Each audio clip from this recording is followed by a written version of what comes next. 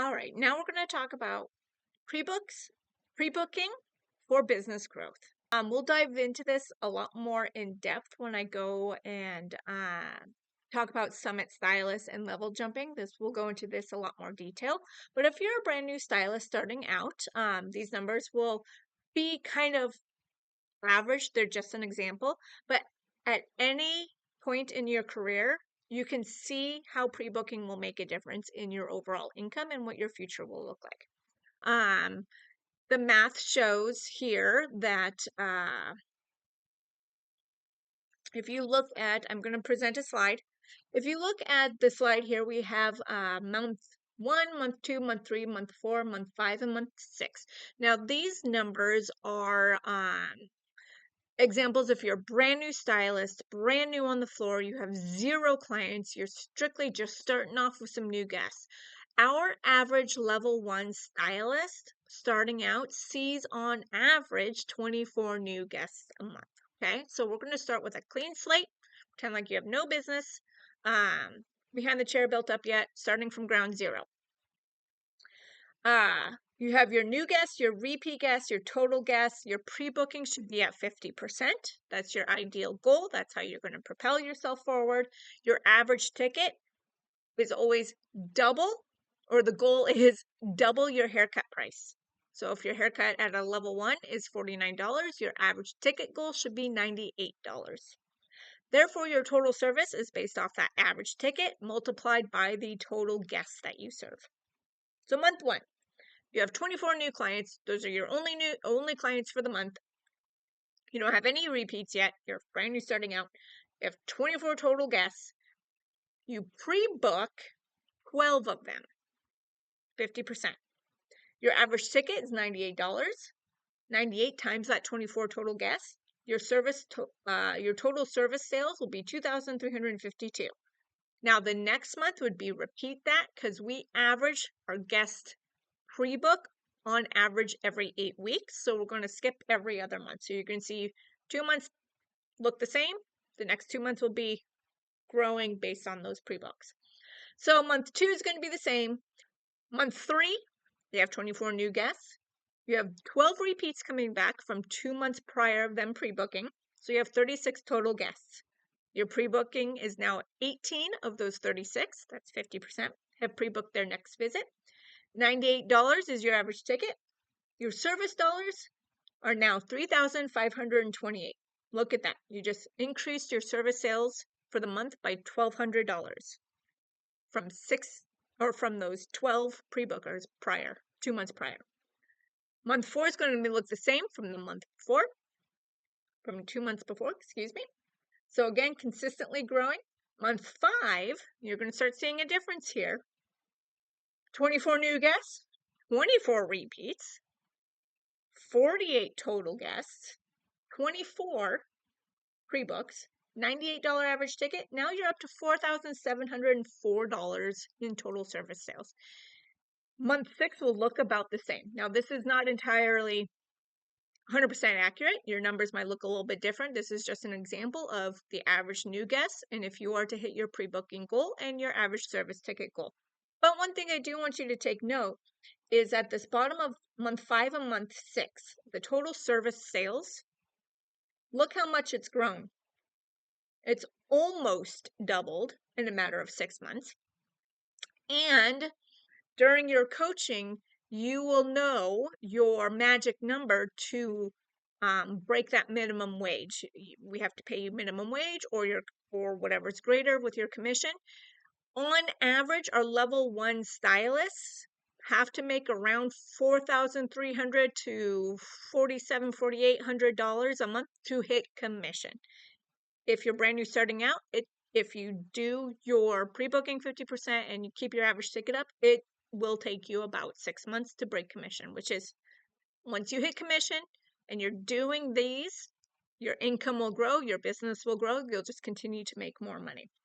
I could keep going. We'll do that more when we do summit tracking video, but that's a perfect example of why pre-booking is important. It grows your business, grows your income. It also sets the tone for your month ahead. When you're planning your days, your months. You have some financial security on your books already from those repeat clients coming back because they pre-reserved their visits with you. Um, it's tremendous what can happen when you do your pre-booking and you get them on a good maintenance schedule. Verbiage to talk to your guests with about pre-reserving their next visit. First, the easiest place to talk about pre-booking, pre-reserving their next visit is talking about maintenance and when that particular look that they're asking for is going to need to be maintained and when they're going to need to come back during the consultation. Break the ice during the consultation so that way when you follow up later, it's easy. It's already been talked about. All you have to do is take action. When you bring it up late to follow through, you've already talked about it. In the consultation, remember, you are the expert. You are the professional. You went to school. You spent money. You know. You've done additional training. You're the stylist. You know. They don't.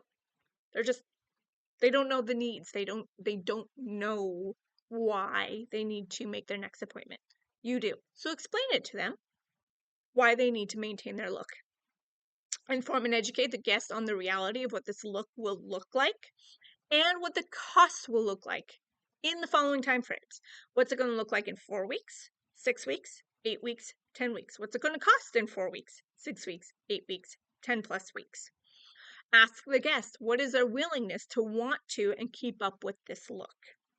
Adjust the plan as necessary for their response. You're not trying to convince them. You want to meet them where they're at.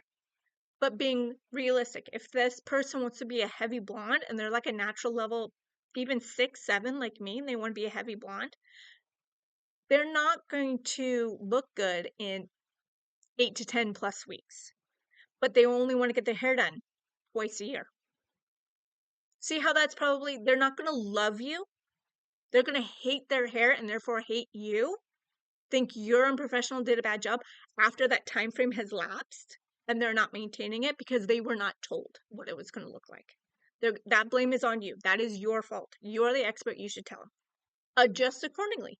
Is it realistic that they're only going to get their blonding done twice a year? Fine. Give them a root smudge. Don't bring it all the way to the top.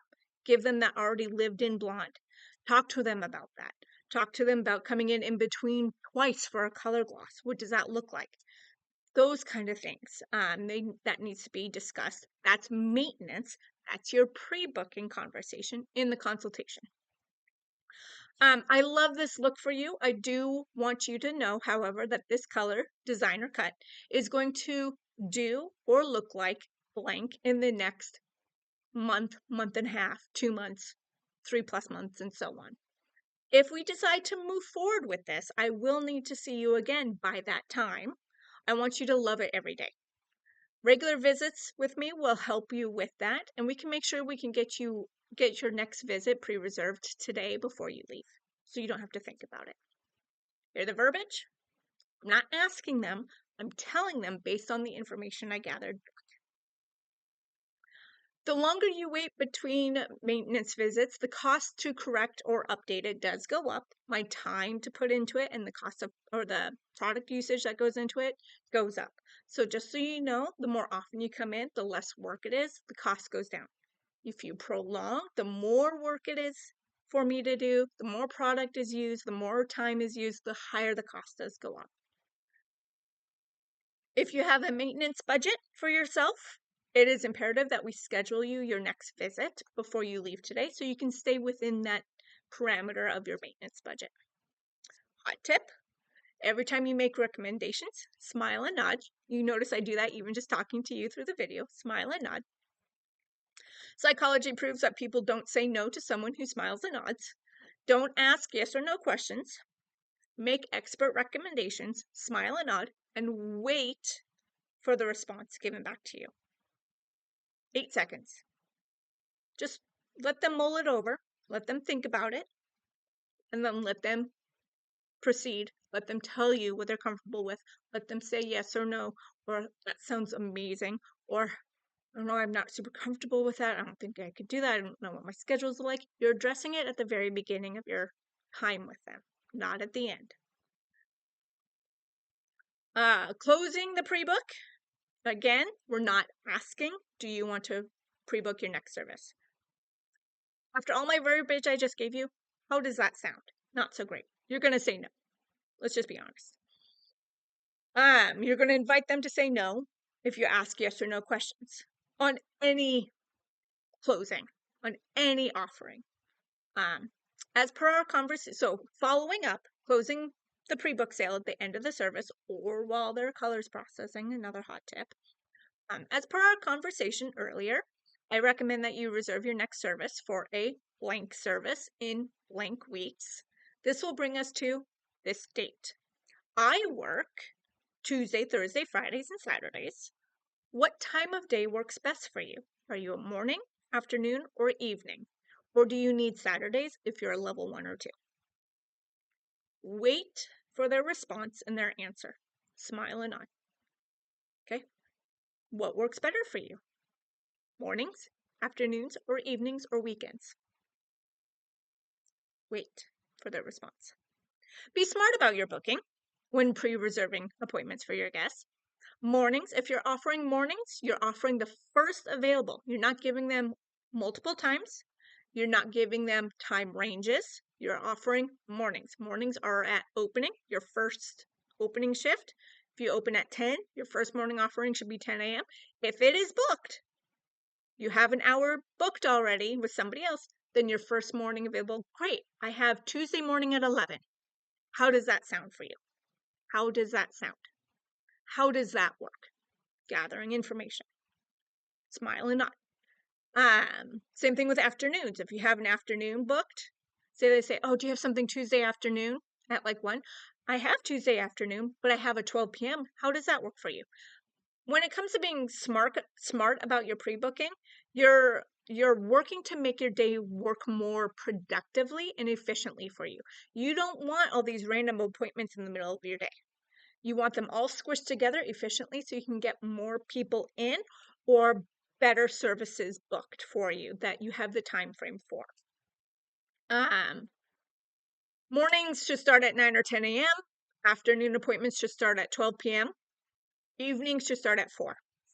Particularly if we're closing at 7 during the dark season, maybe 5 when we close at 8. Again, this will guarantee that you maximize your schedule for maximum productivity for your business. This is your business. You take control of it. Hot tip, always offer, except for the weekends only people, earlier in the week. So if you're pre-reserving, unless they need that Saturday appointment, it's all they can do, childcare, whatever, offer them your first day of your work week. Get that booked in. It's harder to book earlier in the week, last minute. It's much easier to fill in the last part of the week, Fridays, Thursday nights, Fridays, Saturdays, with online bookers, walk-ins, last-minute opportunities, etc. Pre-bookers should be booked earlier in the week and earlier in the day. If the response is no to pre-booking, that's okay. No is a beautiful word. We'll talk about that more in another business class, probably our Summit Stylist class.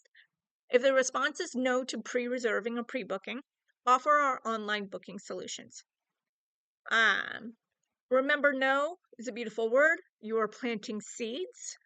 And if you've covered your part in talking about what the hair is going to look like and do in the future, you've covered your liability.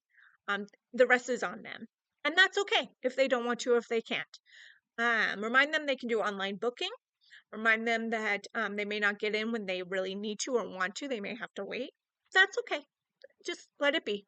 Don't let it get to you. If they do pre-book, fill out a business card with one of your business cards with your name on it with the date and time of their next appointment and what the service is for. I know the card doesn't leave a lot of room for all of that, but I like to just take notes on the cards anyways. And make sure they opt in for text reminders and text notifications so that they can receive those text reminders. Also, while you're at it and you're giving out business cards, give out referral cards. That's going to be one of the next videos coming up. At the guest's next follow-up video or follow-up appointment, follow-up visit, If they did pre-reserve their visit and now you're seeing them again and they're now a repeat and they've pre-reserved and you're at that follow-up visit, ask them questions during the consultation. How was your hair during this time? How was it 2 weeks ago? How was it 1 week ago? Do you think you could have gone another 1 to 2 weeks? We will adjust your next maintenance visit accordingly to exactly what you need. This will solidify your genuineness, your honesty, and it'll customize the needs of your guests um, specifically for them. It'll also build your books consistently, efficiently, and maximize your productivity as well. Also, their trust in you will only continue to grow. And the more they trust you, the more they're going to spend their money with you. The more they trust you, the more they're going to send their best referrals to you. It's does nothing but help you grow your business. So I hope that helps in your pre-booking needs and your pre-booking skills.